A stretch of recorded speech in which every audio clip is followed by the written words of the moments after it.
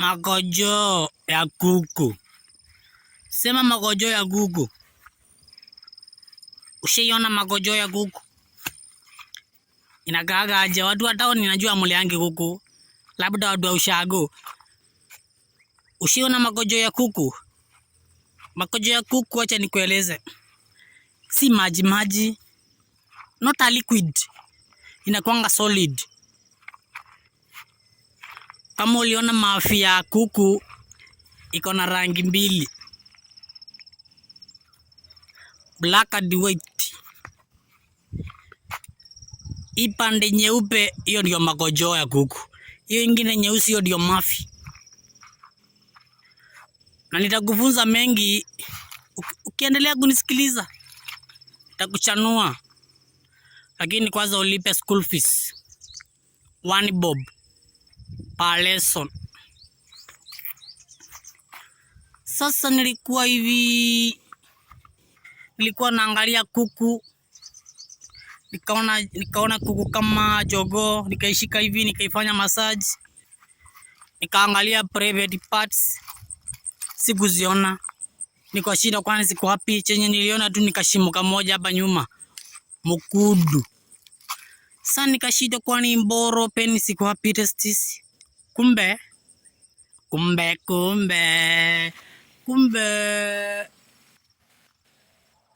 penis iko ndani ya anus. Unaranda. Unaona anus ya kuku kama jogoo, mboro inakuanga huko ndani. Halafu ukiangalia kuku wa kike, vagina yake iko ndani ya anus. Shimo ni moja lakini inafanya kazi mingi. Unapata shimo ya kuku inazaa mayai, inakojoa, inapupu, inafanya mapenzi. Iko na kazi mingi. Sasa ushiona jogoo akifanya mapenzi, anakanyanga kuku ya kike, anakaribisha anasi yake kwa anasi ya kuku.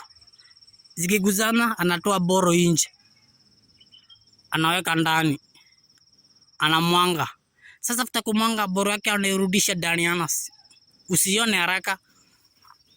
Unaona? Sasa boro after mapenzi vizuri suronanga anaireverse ndani ya anasi.